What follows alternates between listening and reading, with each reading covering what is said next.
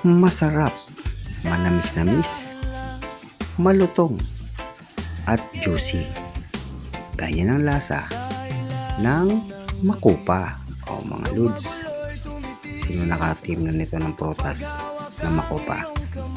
Ano ang tawag sa probinsya nito? Paki-comment naman.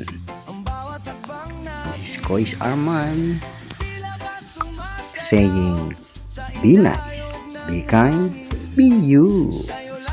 Ingat! Ikaw ang aking awit, ang aking dambana. Sa bawat pagsubok, sa'yo lang sasandal, sinta. Isang pag-ibig na tapat, walang kapantay. Kasama mo, o giliw ko habang buhay.